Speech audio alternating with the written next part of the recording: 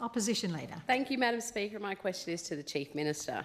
Chief Minister, since coming to government, you and your ministers have insulted doctors for standing up for children, implied public servants were ungrateful for voting down your pay deal, attacked Police Association for standing up for police officers, slammed lawyers for doing their job, used minority groups as a political football, and told Territorians if they didn't agree with you, they should leave. Chief Minister, Territorians expect their government to stand up for Territorians and not tear them down. When will you stop chasing cheap headlines and start behaving like a leader? Chief Minister. Thank you very much, Madam Speaker. And I tell you what has been torn down. It was the Territory under nearly 2 decades of Labor, Madam Speaker. They just about ripped the guts out of this place. And you know how we know that, Opposition Leader? Because people were leaving in droves. Long-term Territorians, all of us, have personal stories of people who are packing up and leaving because they had absolutely given up all hope on this place. Crime was totally out of control. People didn't feel safe to go to the shops, walk on the streets, even send their kids to school, Madam Speaker. Things were completely out of control. The economy had crashed after promise after promise after promise of project that never, ever got delivered. The rubber never hit the road, Madam Speaker, and our lifestyle was being eroded by a government that was more interested in social engineering than it was about just letting people live their life in peace. You went after religious schools. You went after our lifestyle, Madam Speaker. You refused to deliver on election commitments like increasing hunting reserves. Wasn't that a good one? Well, where is it, Opposition Leader? Where is it? Nowhere. Atsiaga, you want to talk Atsiaga? You had a decade to build it and you didn't lift a single grain of dirt. And so do you want to know who tore down the Territory? It was you. You were a government minister for the better part of 2 terms, Madam Speaker, and you failed Territorians, which is why they elected a CLP government in August last year, Madam Speaker. There is a very clear and distinct difference in the way in which we govern. We are out right across the Territory listening to our community. We are disciplined and focused on the platform that we took to the election and delivering our election commitments, which is all around reducing crime, rebuilding the economy and restoring our beautiful lifestyle. I had students today from MacKillop come and visit me, and that's a school in my electorate, and I said to those kids, government shouldn't be in your life telling you how to live your life. That's for you. They're decisions for you and your family and what's in your best interest. But Territorians need to know that their government has the scaffolding there when they need it. When you call 000, you want to know someone can come. If you have a loved one who is sick, you want to know the hospital will take them. You need to know there's good schools for your kids and that roads will be built and maintained. That's what a government does. But Labor was so focused on other things and chasing its own pipe dreams, Madam Speaker, it forgot at its core what it was there to do. And that's to support everyday Territorians to live their own good life, Madam Speaker. So we make no apologies for the decisions we've made, for the way in which we've governed. This is about making sure that we put the everyday Territorians' right to be safe, have a job and live a good life above everything else, Madam Speaker. Member for Fanny Bay, what is your question? Thank you, Madam Speaker. My question is also to the Chief Minister. Chief Minister, it was pleasing to see the Minister for Education and Training's announcement last week about police Aboriginal liaison officers in our schools. As someone with a background in the education sector, it is great to see such innovative approaches being introduced in our schools, not only to support student wellbeing, but also to deliver on our election commitments. As part of our strategy to reduce crime, rebuild the economy and restore our lifestyle, we went to the election with a promise to expand school-based policing, to increase school attendance and ensure the safety of both students and teachers. Chief Minister, can you outline how this initiative is being rolled out and how it delivers on those election commitments? Chief Minister. Thank you very much, Member for Fanny Bay, and I just know how passionate you are about young people. You believe in their future, and your education background means that you are just so keen to see more Territory kids getting to school and achieving their dreams. I know the schools in your electorate are absolutely beautiful, providing the nurturing, supportive environment to lift up our kids and let them know that they have a strong future here in the Territory. But you also know, Member for Fanny Bay, through your extensive experience in getting kids to school, is that if kids aren't in school, They are not learning, Madam Speaker. And an education is a key to their future. It is absolutely fundamental in their success moving forward, their ability to have a good life, look after their family, achieve their dreams. Because at the end of the day, what do we want for our kids? We want them to be the best version of themselves. We want them to aspire and dream. We want them to fight for things. We want them to explore the world. We want all of these things for them and for them to be happy at the end of the day. And education is fundamental to all of that. And so we have the most incredible people right across the Territory in our Aboriginal liaison officers. They are a critical part of the Northern Territory Police Force. They are just these incredible people who bridge those cultural gaps between Aboriginal communities and the police. They provide important mentoring and support. They are very, very well respected right across the Territory. And so we have used that opportunity to have our fantastic ALOs. Over the next 4 years, we want to have 40 Aboriginal liaison officers in schools. And so we've started that we've started that program already. We have 2 ALOs in Katherine at Katherine High School and McFarlane High School. And I just want to do a huge shout out to ALO Ethan Woods, Alum, who has been an ALO since 2023, based at Katherine Station, long-term resident of Katherine, recognised as Katherine Citizen of the Year in 2023 and 2024, Madam Speaker. Not just once, but twice. He is that amazing. NAIDOC Citizen of the Year, a youth mentor, incredible. He speaks Jawoyn and Creole. He's out there now supporting kids getting to school and making sure families understand how important that their kids go to school. We've also got ALO Sylvia Moroney, huge shout out to her. She became an ALO in 2023 as well, different squad to Ethan. But she's, again, a long-term Katherine resident from Binjari community, which I've been to with the member for Katherine. And she speaks Jawoyn as well. So we've got just these incredible people wanting to give so much to the Northern Territory. So we're really excited about this program. It does deliver on our election commitment to expand school-based policing. And so we're very, very proud of this model. And this is, of course, on top of the work we're doing with school attendance officers, who have a different but really important role as well. We've issued 81 infringements in Term 3, member for Fanny Bay, and done over 437 compliance notices, which is fantastic. Because if kids aren't in classrooms, they can't learn, Madam Speaker. So we're really proud of the Aboriginal Liaison Officer program. We can't wait to see it reach that full complement of 40 in 4 years' time. Member for Daly, what is your question? Thank you, Madam Speaker. My question is to the Treasurer. Treasurer, your government is quick to put out press releases and social media posts celebrating projects that were approved and started under the former government. Can you name a single project that has been initiated under your government? Treasurer. Well, thank you, Madam Speaker, and I do thank the member for Daly for the question, because that gives me plenty to talk about. But I'll start off with some of the things that Labor didn't deliver. And we'll start at Atsiaga, Madam Speaker. Oh, I know. I need about 3 hours to describe that debacle, Madam Speaker. But for many, many years, 8, 9 long years, the people of Alice Springs waited for that gallery and didn't get it. And in the last term of the Labor government, I would like to go back and ask them what did they deliver for Central Australia. But I can tell you what we have delivered, Madam Speaker, because that's the premise of the question from the member for Daly. Let's talk about the homegrown and fresh start grants. The most generous homegrown fresh start grants in the country. And I've got some stats here, Madam Speaker, which I'll gladly read out, because that gives a bit of an idea of what's actually taking place, one of the projects that we're delivering on. So there's been over 1,000 people now apply for these grants. And I actually have, for the $10,000 grants, there's been 809 applications, 192 for the $50,000 applications, Madam Speaker, and 103 for the $30,000 grants. And that's as at 13th of October, so that's only just a few days ago, and that continues to grow. And I believe we've hit 1,100. So we've actually driven our economy forward, and that's what the member for Daly is talking about. He's asked me questions as a Treasurer on what we're doing for the economy. So I can give him some other facts, because under Labor we didn't see a lot happening. We actually seen our economy going backwards. So The number of Territory housing finance commitments by first home buyers has increased by 23%. We're leading the country. The number of Territory housing finance commitments has increased by 15.9%, the second highest in the country.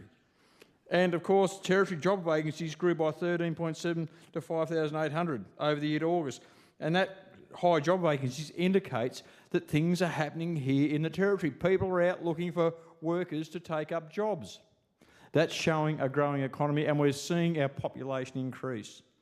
But look at the announcement that were made and the things that are going to be coming out of the ground over the next 12 to 18 months. And I said we've been in government for 12 months, and you can't just pluck things straight out of thin air and pull them out of the ground, because that's what those on the other side used to do.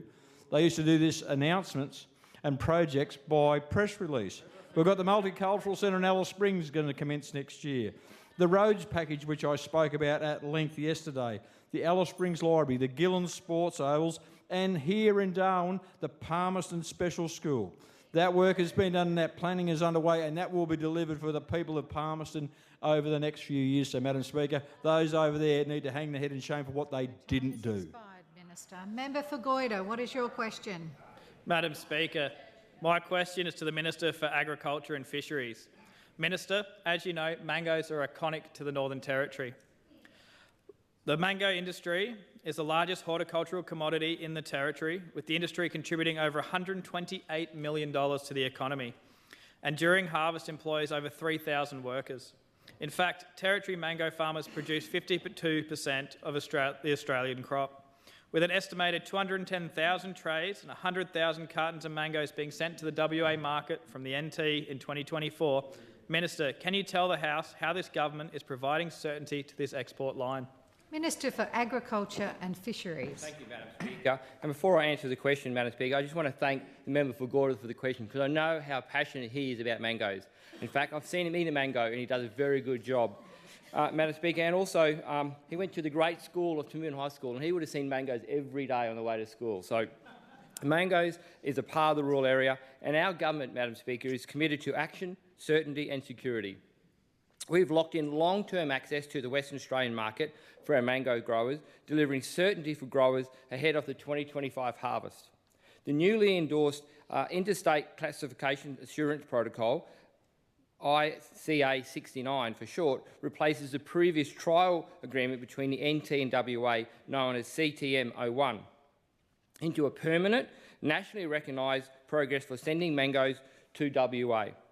This new process allows for our 4 mango varieties, Honey Gold, R2E2, Calypso and Kensington Pride, to be exported to WA, using an alternative treatment option to help manage fruit fly. Madam Speaker, managing fruit fly is a key part of the new ICA 69 agreement, and we thank the Western Australian counterparts for the work done with my department in getting this agreement over the line.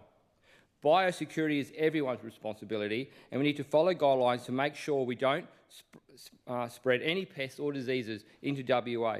Madam Speaker, the new ICA 69 provides certainty for growers and gives them a reliable, long-term pathway to send 4 of those mango varieties to WA, while continuing the CTM1 agreement, which applies to South Australia. So we are making sure that mangoes, which are grown here, can go to WA and across Australia. Madam Speaker, this approval is a game changer for our Territory growers. We know the Territory harvests the majority of Australia's mango crops. Some 52% of the national's mangoes are grown here in the 24-25 season. That's 27,500 tonnes, or 3.9 million trays picked from outside orchards stretching between Darwin and Mataranka. Madam Speaker, by securing access to the market and investing in research into mango tip dieback, our government is safeguarding the long-term variety of our mango industry, delivering certainty for growers, protecting jobs and reinforcing our place in Australia as a leading mango producer. And I know the member for Goyder has been out speaking to those growers, listening to those concerns and making sure he's right across what needs to be done. He comes and talks to me, he writes me lots of letters, and hopefully, Madam Speaker, this agreement stops those letters, because he is a fierce advocate for the mango industry. He does a great job, and long live mangoes in the Northern Territory. Indeed. Member for Arafura. Thank you, Madam Speaker. My question is to the Minister for Corrections also. Minister, Can you confirm that the corrections policy on the management of trans, gender diverse and intersex prisoners continues to align with the anti-discrimination and discrimination laws, despite the Chief Minister trying to claim otherwise in a haste appeal to One Nation voters? Minister for Corrections. One Nation. Thank you, Madam Speaker. And that last picture is just a classic example how this opposition are trying to politicise women's safety. Yeah. They are making sure that this is a political football, Madam Speaker. And, Madam Speaker, I support the Chief Minister's stand on her policy in relation to protecting women in custody. Our government policy is clear. Male prisoners are not going to be housed with female prisoners. Women's safety and dignity comes first, Madam Speaker. From the very first day in office, this government took decisive action on women's safety in prison, and it's contained in our master plan. We are going to build 2 women's prisons, women-only prisons, Madam Speaker. This moves women out of the male population and into an area where it's safe, it's good for their dignity and, most importantly, allows for good, solid rehabilitation. Good rehabilitation, because we want to make sure that prisoners, women and male, get a good chance of rehabilitation. Madam Speaker, we worked hard to get women out of the watch houses in both Alice Springs and Darwin, Madam Speaker, which is a policy that the former government did. They allowed women to be locked up in watch houses with men in really cramped facilities and did nothing about it, Madam Speaker. Nothing about it. So if you want to talk about women's safety, there's a classic example of how they failed women in a correction system. They popped them in a watch house, locked the door and said it'll be right. It took the community to vote them out. We come into power and we stopped that. We have stopped that, Madam Speaker, because we are about women's safety. We're also opening a women's bail transitional care facility in Alice Springs, where women who come out of custody have got somewhere to go to start rebuilding their life, to be able to have wraparound service to support them to become out better people, Madam Speaker. It's about that rehabilitation. We know that just putting anyone in a prison doesn't work. We want to make sure they have access to training, rehabilitation. Madam Speaker, the Chief's word set a clear and enforceable operational standard, ensuring every placement decision upholds women's safety, and women's safety is our #1 priority when it comes to looking after prisoners. Prison placement decisions must ensure that no prisoners compromise their safety or dignity when you're in custody. Men will not be accommodated in women's prison. Full stop, Madam Speaker. Please take your seat, Minister. What's your point of order, Member for Daly? There was a specific. The question was very specific around the corrections policy and whether it aligned with the anti-discrimination and sex discrimination laws. The minister hasn't answered that and would like to hear the answer to that part. Minister, you've got 44 seconds. Thank you, Madam Speaker. I commend the Chief Minister for leading the nation on this issue. Madam Speaker, we know just recently Victoria has announced a review into their processes, Madam Speaker. Take your seat, Minister. One's irrelevant, so I go back because he just went straight back to his notes. So I just want to go back to the actual... You can hardly call 2 points of order within 5 seconds and think that that's proper and within the standing orders. The Minister has the 35 seconds to get to the relevant part of the question which you've demanded he go to. Whether it's to your liking or not is another matter. Please continue. And I am answering the question because this is about women's safety. And we are making sure that women aren't just locked up in watch houses and you keep throwing away like the previous Labor government did, Madam Speaker. We're making sure that our policy meets the expectations of the government and the community. Madam Speaker. And if it's not clear enough for you, Madam Speaker, we will make changes. But we are going to make sure that women's safety is our paramount consideration, Madam Speaker. We want to make sure we comply with all the laws of the nation, all the laws of the Northern Territory. Order, honestly. Minister, have you finished? Yes, I have. Member. Madam Speaker, my question is to the Minister. Member for Blaine. Sorry, thank you, Madam Speaker. I thought you gave me the call. Yeah. My question is to the Minister for Veterans. Minister, we all know the Northern Territory has a rich defence history and a strong relationship with its defence community. Enhancing the health and well-being of our veterans is at the heart of ensuring this important community feels heard and seen. Madam Speaker, I was lucky enough recently to attend at Robertson Barracks for the Darwin Heats of the Veterans Games. Robbo Barracks, the home of 5th 7th RAR, which I know the member for Drysdale is intimately acquainted with, and to see some of our most inspiring and competitive veterans take on these amazing physical challenges. Can the Minister please provide an update of this important initiative aimed at improving the health and well-being of veterans here in the Northern Territory. Thank you, Minister. Minister for Veterans. Thank you, Madam Speaker, and thank you, Member for Blaine, for this very important question. It was great that the visitors were welcomed onto the barracks on the day to cheer their teams on. Veterans' engagement and support within the Department of People, Sport and Culture is committed to ensuring the best outcomes for the veterans and their families in the Northern Territory. Under Operation Thrive, the Northern Territory government is ensuring the veteran community feels supported and seen, and it funds initiatives which support overall health and well-being. On the 22nd August 2025, the first ever Veterans Games regional heat was held in Darwin at Robertson Barracks. I just want to thank Member for Blaine for being there and for supporting our wonderful veteran community. This exciting event was the very first time the Veterans Games has been hosted anywhere outside the Gold Coast. Madam Speaker, the Veterans Games is a proactive health initiative designed to address the key findings from the Royal Commission into Defence and Veteran Suicide. The Games brought together current and ex-serving members of the ADF to compete in a series of specially designed military-style events to promote connection as a community and also recognize and celebrate elements of their military identity. As the Minister for Veterans, Madam Speaker, we were proud to have contributed $20,000 to hold the heats right here in Darwin. And it didn't end there. The Vinokero government further supported the heat winners, the 5th 7 Royal Australian Regiment, to attend the final of the Veterans Games in the Gold Coast with another $20,000 from Operation Thrive. Over the weekend, hundreds of current and former defence personnel battled it out in the most competitive Veterans game to date in Numinbah Valley in Queensland. 13 teams representing the Army, Navy and Air Force from the Northern Territory, Queensland, New South Wales, the ACT and Victoria competed in a series of military-inspired challenges designed to test endurance, teamwork and problem solving. The Veterans Games included events such as stretcher carries, rope climbs, obstacle courses and in show-stopping finale, the tug of war. This year's tug of war was the largest in the Southern Hemisphere and our ND team came second. I'm pleased to report, in addition to placing the second in the tug of war, they took out the win on the obstacle course and placed fourth overall. Madam Speaker, the Veterans Games are a tangible outcome of the Royal Commission into Defence and Veteran Suicide, and as the Minister for Veterans, I can firmly state we are committed to our response to the Commission. Later today, we will be releasing the Northern Territory's response to the Royal Commission online and encourage the veterans community to continue to support the outcomes. It is supporting these investments that contribute to restoring the Territory lifestyle and ensuring that veterans remain engaged, supported and valued members of our community. Thank you.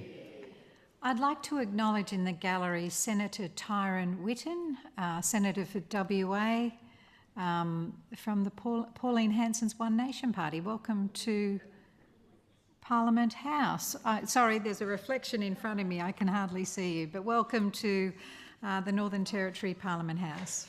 On behalf of all members, thank you.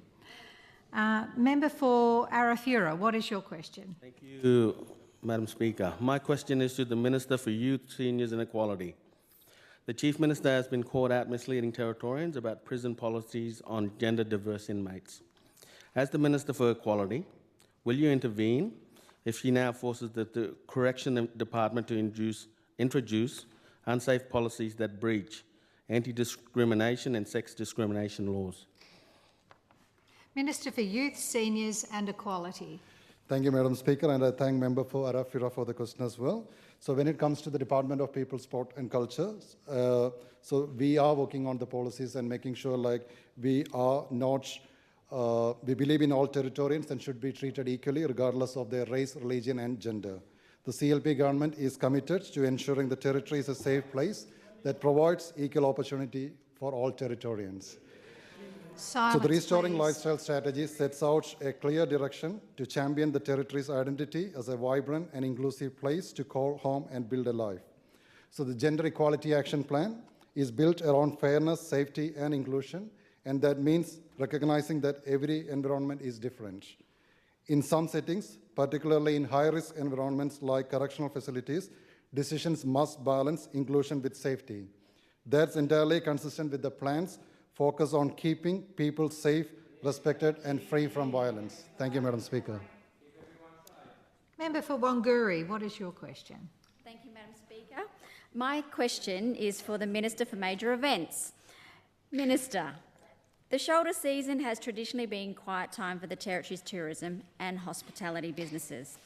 But in recent weeks, we've seen events like the AFL Masters National Carnival, which the member for Fanny Bay actually participated in, the MXGP, and an update on the Alice Springs Masters Games to bring visitors, vibrancy and spending across the top end.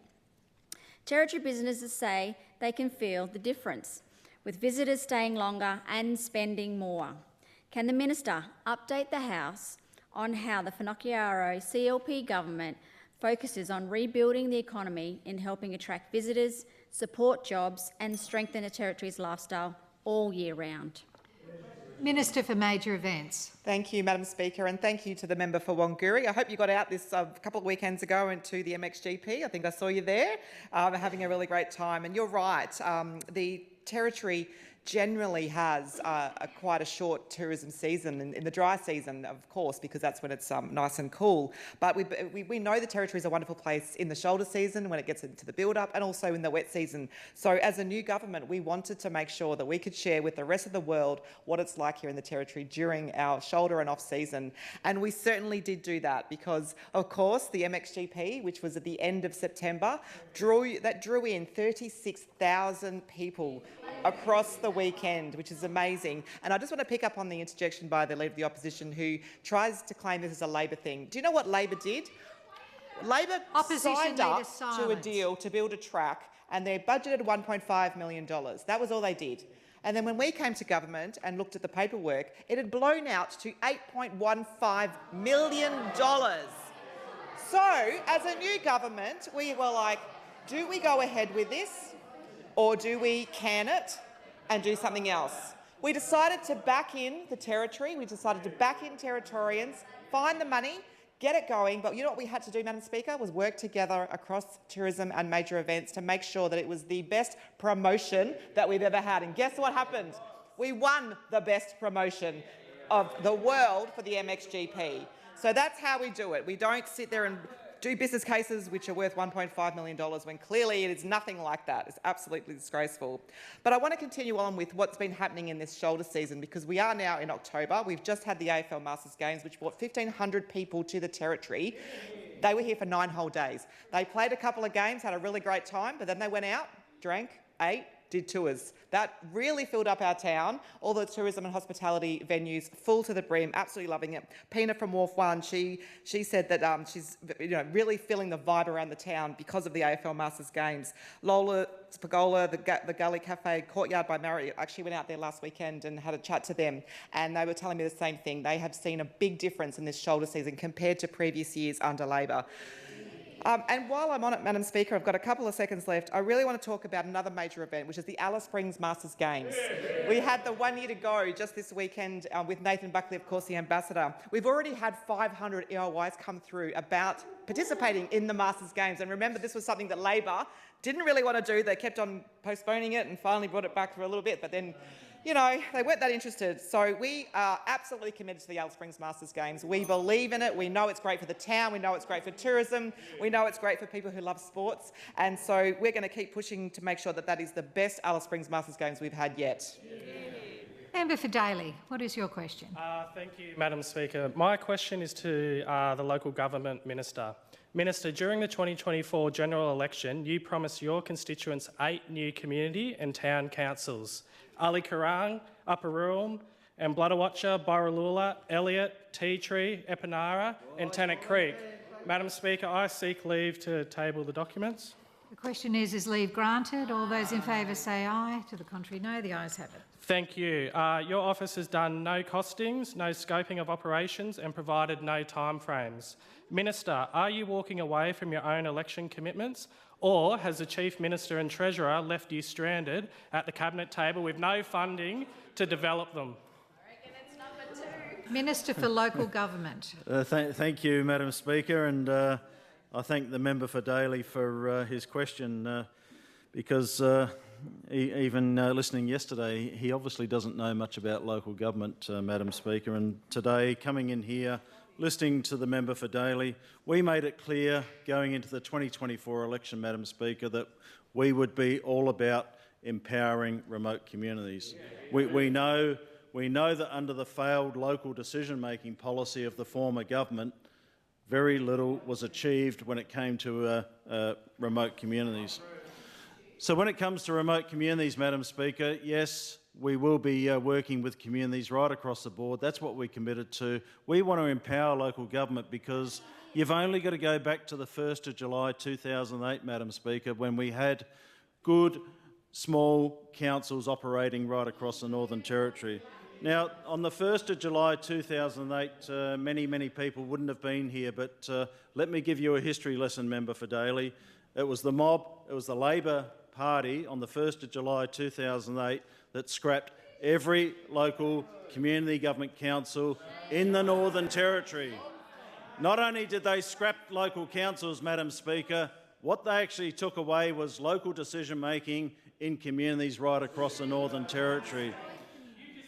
What they did was take it. Not only did they take it away, Madam Speaker, but what they did was take away every leadership structure in those communities. Because when you talk about amalgamating councils, which is what Labor did on the 1st of July 2008, what they actually did was take away opportunities to deliver local jobs through housing, sport and rec, night patrol, civil works, municipal works. All of that was scrapped at the local level, Madam Speaker, and this is important because... Take your seat, please, Minister. What's your point of order, member for Daly? 110 relevance. It was specific to the 8 community and town councils I was talking about that I listed out in the question. That was your question. Will you be bringing those new community government and town councils for those 8 communities in your electorate that you promised them? The minister has a minute to go. So let me just remind you again, member for Daly, Labor took away councils right across the Northern Territory. But what they did take away, Madam Speaker, was the leadership structure in every community. So part of our consultation, getting out and about and speaking to communities, is about restoring leadership in communities, something that Labor doesn't like to see, because Labor, what they want to do is take control of all of the communities, take away the decision-making, take away the autonomy of traditional owners in communities, elected people in communities. What we want to restore, Madam Speaker, is an opportunity for people in local communities to be elected to lead their communities. Okay. Now, moving Minister, forward... just pause. I know what you're going to ask. Minister, can you make it relevant to the 8 communities that the member for Daly's asked? So, Madam Speaker, yes, we have commenced talking to many communities right across the Northern Territory, including in the Barkly, and what we will be pursuing, Madam Speaker, is what we promised, and that's to empower communities in the Northern Territory. Member for Karama, what is your question? Madam Speaker, my question is to the Minister for Corporate and Digital Development. Minister, you may be aware that approximately 15% of my electorate involved Indigenous residents, who often have family and friends visiting them from remote areas. And Minister, the Northern Territory is vast and it is beautiful, but it lacks digital connectivity for many Territorians living and working in those remote areas. Our schools in remote areas have always struggled with reliable connectivity to access educational resources. Some of our communities have limited to no access to any type of connectivity. Minister, can you please provide an update to the House on how our government is improving digital opportunities in the Territory? Minister for Corporate and Digital Development. Thank you, Madam Speaker, and I thank the member for Karama for the question. Madam Speaker, the Whanakaiaro CLP government are continuing to unlock the Territory through strong partnerships. We understand that access to reliable, modern online connectivity is a foundation for full participation in modern Australia. It's critical for accessing services such as healthcare, education and news, and it is increasingly essential in running a business. In July, this government, along with the Australian government and Telstra, announced more reliable phone coverage in the iconic Kakadu National Park. Telstra installed 2 macro, not micro, Madam Speaker, towers at Jim Jim Ranger Station along the Arnhem Highway. Small cell sites were also installed at various other sites in the region. Madam Speaker, this is a game changer for Territorians and for visitors who can now call for help if they need to, along with posting any of the selfies they're taking whilst out in that region. We also have the Regional Connectivity Program, Madam Speaker, where we have co-invested $150,000 to deliver new and improved internet access to a range of Central Australian communities. Benefiting from our advocacy is Harts Bluff, Mulgabor and Wollora, just to name a few, Madam Speaker. It's the land of opportunity. There's a bit more coming for the Barkly. That's roughly 450 remote residents, Madam Speaker, who now have better access to services. As part of this existing co-investment programs with Telstra, we've improved coverage in the remote homelands of Bonya, of a range of remote homelands, including Bonya, Madam Speaker. And the good news does not stop there. We are also investing in our schools, something that I know the member for Katherine and Education Minister will be all too happy to hear, through improved technology, through delivery of schools connectivity uplift program. The $4 million per year Schools Connectivity Uplift Program provides telecommunication upgrades to NT schools over 4 years and supports closing the gap in digital inclusion. Across the Territory, 138 schools are experiencing up to 50 times faster access to online learning resources. And Bloodowich School, not in Plitchawatcha, on Bloodowich School, in the Barkly, the mighty Barkly, now has up to 200 megabits per second. That's faster than what I get at my house, Madam Speaker, up from an original 5 megabits. We're also enhancing wireless network coverage in schools at a cost of $2.8 million per year. And Madam Speaker, we've said it before, I'll say it again, this is all part of our year of action, certainty and security. That's why we're investing in better connectivity, because no matter where you live in this great territory, Madam Speaker, our Territory government are backing you in. We're rebuilding a stronger and a fairer economy and community for all, Madam Speaker. Thank you. Member for Nightcliff, what's your question? My question is to the Minister for Lands, Planning and Environment. Minister, you knew the US military fuel tanks at Project Camus were failing and not fit to be filled. You had seen evidence there were still leaks, and yet on September 4th you made a public statement that the fuel tanks were safe and ready to use. But 2 weeks after you approved the fuel tank, your own department sent correspondence stating that the tanks were still leaking. This is a serious ongoing breach that puts both workers and our harbour at risk. The Members' Code of Conduct says that ministers are required to be honest with the public and not to mislead the public. You have clearly misled the public and this Assembly, contradicting information from your own department saying there are still leaks. Minister, are you saying that your own department is wrong? Or Minister, how can the public trust you when you've misled them on such a serious breach? Minister for Lands, Planning and Environment. Madam Speaker, I could go into my standing orders and pull out just how inappropriate that question was on so many levels in regards to some of the allegations that have just been thrown across the chamber, Madam Speaker. But I'm bigger than that, Madam Speaker. I'm going to answer the member for Nightcliff. Because I tell you what, Madam Speaker, it stoops to a new low level, but that's just what we come to expect from the Greens, Madam Speaker.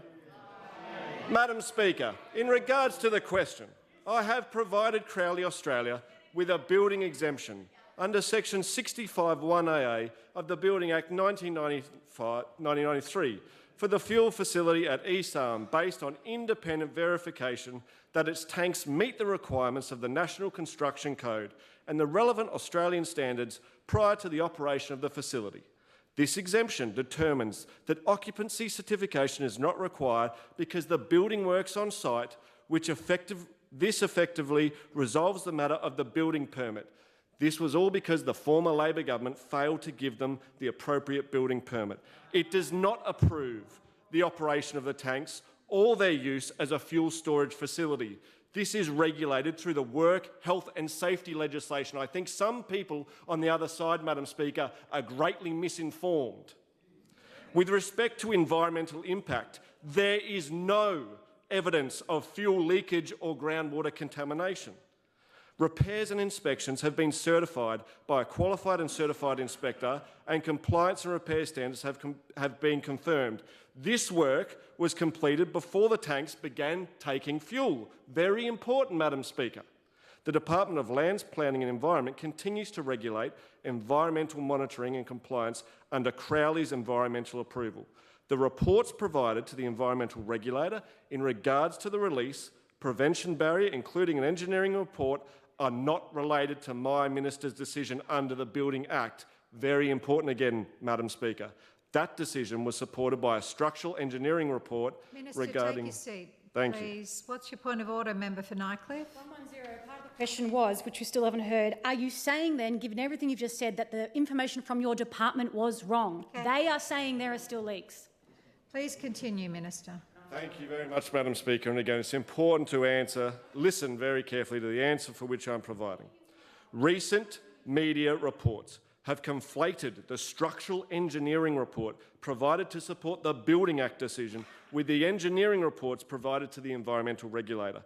If anyone, Madam Speaker, and this is really important, if anyone has any proof of environmental harm, please report it to the NTEPA. That is the proper process. Don't come into this parliament and try to grandstand, Madam Speaker, because this is not the place for that. Thank you very much, Madam Speaker. Member for Drysdale, what is your question? Silence, please. Thank you, Madam Speaker. My pleasure. My question is to the Minister for People, Sport and Culture. Minister, yesterday Darwin held its first mini Paralympics. Can you please explain how events like this support young Territorians with disability to get involved in sport? What does this event mean for inclusion in the Northern Territory, and how does it fit into the government's broader efforts to create pathways for emerging Paralympians? Minister for People, Sport and Culture. Thank you, Madam Speaker, and I thank Member for Drysdale for the question. The Mini Paralympics is all about opening the doors for young Territorians of all abilities and showing them what's possible through sport. And yes, just yesterday, Darwin hosted its first ever Mini Paralympics at the Darwin Netball Stadium, giving children and community members with disability the opportunity to experience Paralympic-style sports in a fun and inclusive environment. This is about more than participation. It's about creating genuine pathways for our future Paralympic stars. We have seen how successful this initiative has been in Alice Springs, where 37 young people took part in the first event of its kind. And these athletes are now pursuing competitive opportunities through the NT Sports Academy's Para Futures program. One of those athletes is a 14-year-old Quade Stone who discovered wheelchair basketball at the Alice Springs Mini Paralympics and now dreams of representing Australia at the Brisbane 2032 Olympics. Another incredible story is Breezes Britton from Ramingining, who is living her dream, competing for Australia at the World Para Games earlier this month and working towards Los Angeles 2028. Stories like Quade's and Breezes show exactly why this initiative matters. When young people see that there is a place for them in sport, regardless of ability, it builds confidence, pride, and ambition. Our government is proud to support programs like this through our partnership with Australian Sport Commission and Paralympics Australia. With nearly $900,000 invested through the Australian Sports Commission's Supercharged Multi-Sport Pathways initiative, we are helping to deliver more opportunities, better access, and stronger pathways for the next generation of Territory Paralympians. Inclusive sport changes lives, and the Mini Paralympics is a proof of that. It's about celebrating ability, breaking down barriers, and showing every young Territorian that their goals are within reach. Thank you, Madam Speaker. Member for Johnston, what is your question? Madam Speaker, my question is for the Minister for Housing. Minister, noting that this week is National Anti-Poverty Week, NTCOS, the peak body for social services in the Northern Territory, has released new fact sheets showing the NT has the second highest rent costs in Australia. A sole parent with 2 children on JobSeeker in Alice Springs spends 69% of their income on rent. Over 5,400 people wait for over a decade for social housing, with only 197 houses available. The NT has the most acute social housing shortage in Australia. NTCOS has called for 4 specific actions: raising income support advocacy, expanding the NT concession scheme, increasing social housing stock and strengthening renter protections. What action is the CLP taking to address this? Minister for Housing. Thank you for that question, Member for Johnston. When it comes to housing, Madam Speaker, our government is investing in housing, not only in urban but remote areas. Housing has been a long-standing issue in the Northern Territory. What we do know is that homelessness rates are now 12 times the national average. Right across the Northern Territory, Madam Speaker, we have wait times left behind from the former Labor government at the moment. In urban areas, Madam Speaker, it could take up to 8 to 10 years when it comes to putting somebody into a public house. This is what we've been left with under 8 years of the Labor government, who failed to invest in public housing right across the board. What we are doing, Madam Speaker, is particularly in remote areas at the moment. Last year we built 222 homes in remote areas to try and increase the stock right across the board. We are working with the federal government and the Joint Steering Committee, which consists of land councils in the Northern Territory and Aboriginal Housing NT, to deliver further housing in remote areas. Madam Speaker, when it comes to cost of living issues, we have been focusing on a number of issues, and one of the things that we have put in place, Madam Speaker, and we heard about it before, is the Homegrown Territory Grant offers $50,000 for first home buyers, and there's also the $30,000 offer for existing homeowners if they buy or build a new home. What we are focused on is freeing up rental properties so that we can encourage first home buyers to invest in the property market here in the Northern Territory. As we heard before, I think over 1,000 applications have already been received when it comes to the first homeowner grant, and this is a huge investment by first homeowners here in the Northern Territory. But by investing in your first home, this is taking people out of the rental market, and hopefully over time what we will see is some of those rental properties freed up. But at the moment, Member for Johnson, we're in a situation where housing wait times are 8 to 10 years, and that's what we've been faced with coming into government. Madam Speaker, around $1,900 in 25-26 in electricity subsidies through the community service obligation to maintain prices below supply.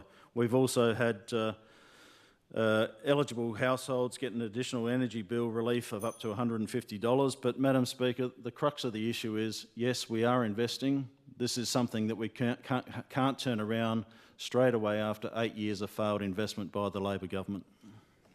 Member for Casuarina, what is your question? Thank you, Madam Speaker. My question is for the Minister for Tourism and Hospitality. Minister, we have seen the territory's screen industry making headlines recently, from the international success of the Central Australian film Kangaroo to major global productions filmed right here in the Northern Territory. The creative industries showcase our incredible landscapes and talent to audiences around the world, while supporting local jobs and businesses. Can you please update the House on how this sector is helping to rebuild the economy and promote our unique territory lifestyle, both at home and abroad? Minister for Tourism and Hospitality. Thank you, Madam Speaker, and thank you to the member for Casuarina.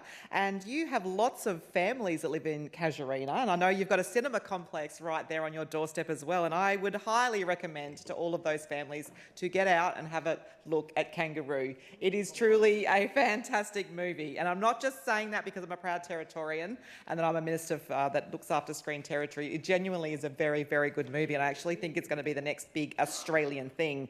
And I say that because it's been shown in 300 cinemas right across the world, so all over Australia and across the world, and it's actually been shown in some of those key market areas of our international visitors, and so that's a really great plus for the Territory. It's already generated $4.32 million in direct NT spending. It employed 193 Territorians and engaged 150 local businesses.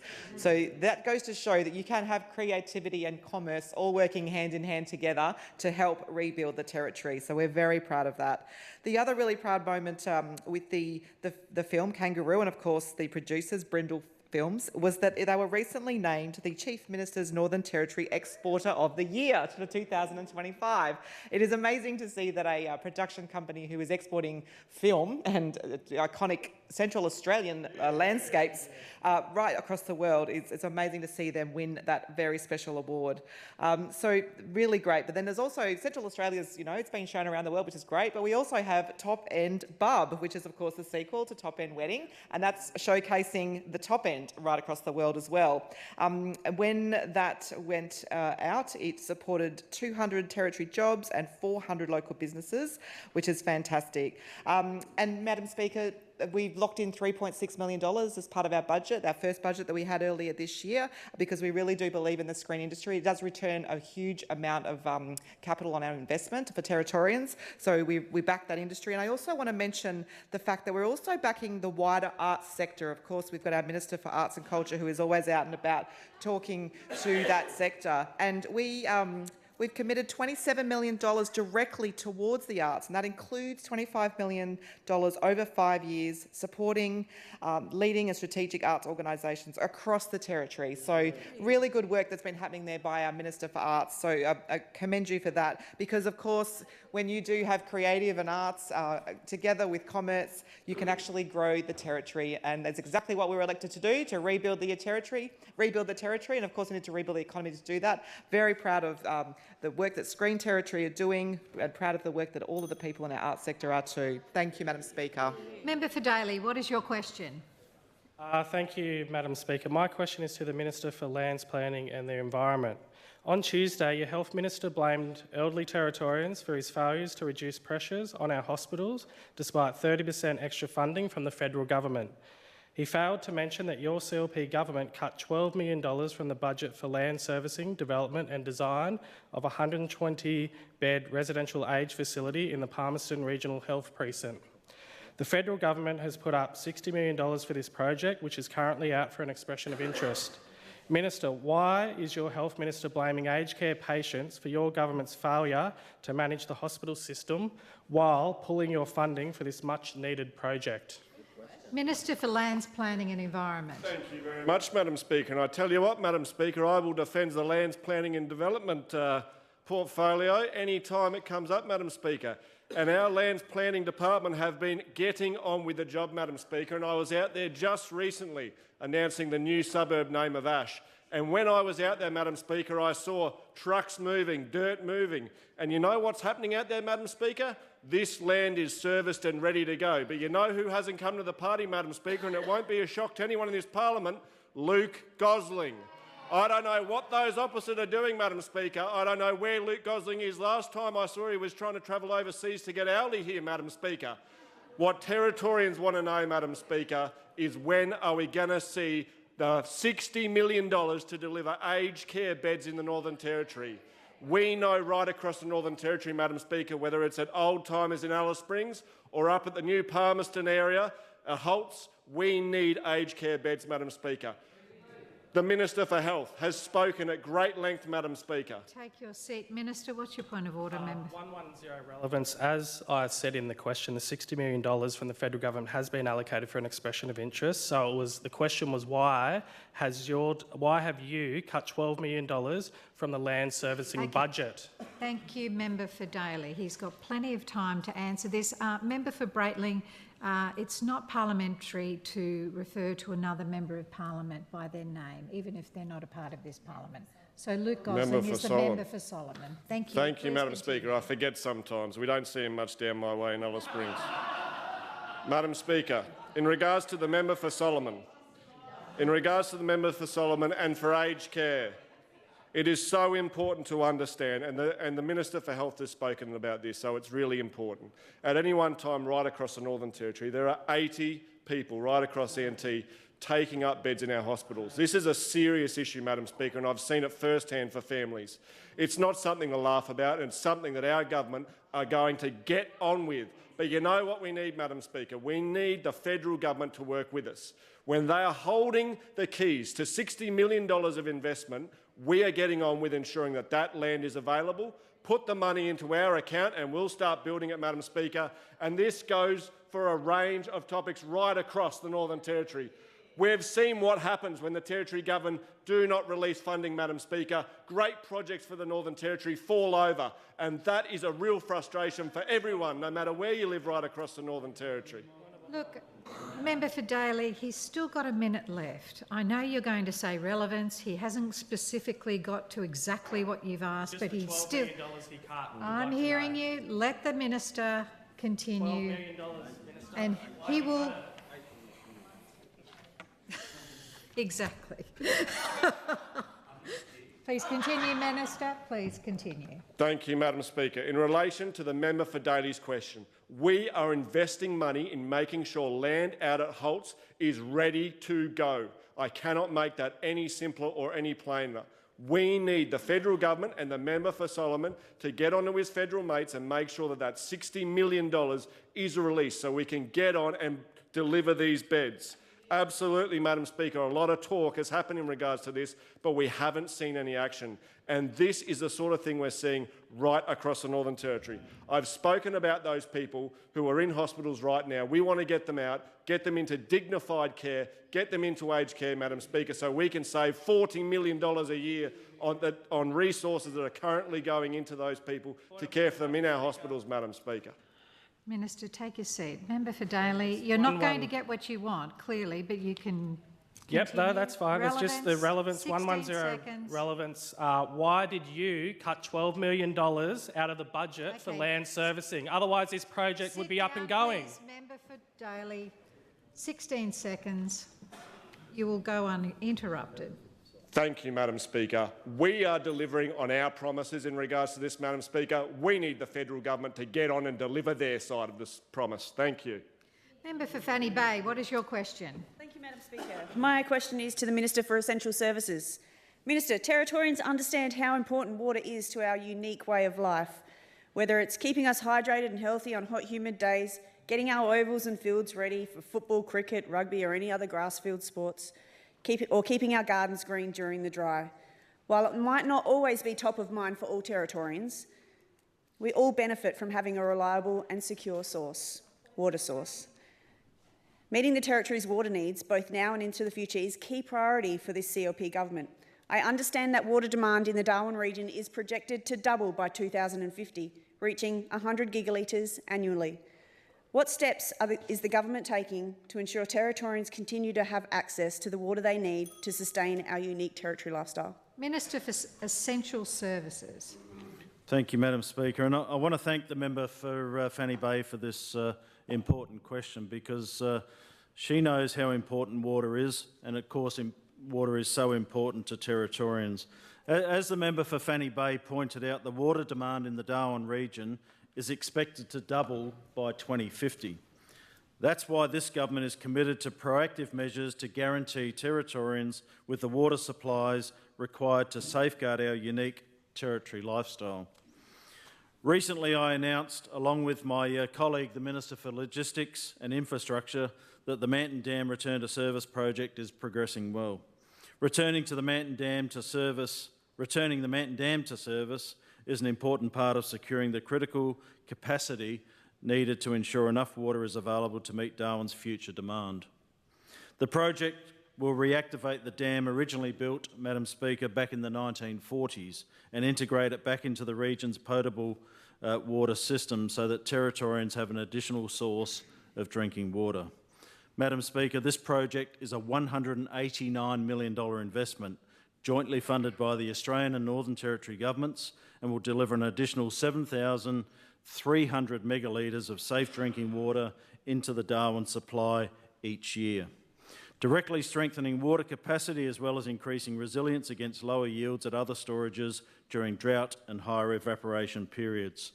Madam Speaker, works include refurbishment of the intake tower, a new pumping station and a 22-kilometre pipeline connecting Manton Dam to Strauss, where a modern water treatment plant is being constructed. These upgrades together enable reliable, high-quality water to be delivered into the regional network. The return to service of Manton Dam has played a vital role not only in securing our water future, but also in supporting over 130 jobs in delivering the project. The principal contractor, Exact Contracting, is a proud Territory founded founded company from Alice Springs and has confirmed that more than 70% of the workforce on this project are local workers. That's real investment into Territory businesses, Territory jobs and Territory families. Madam Speaker, this project is more than just infrastructure. It's a cornerstone project in rebuilding our economy and ensuring that Territorians can continue to enjoy our unique Territory lifestyle now and well into the future. Madam Speaker, in closing, I do want to thank the member for Fanny Bay for her question. Water is important to every Territorian, and as I'm on my feet, Madam Speaker, I move that any further questions be put on the written notice paper.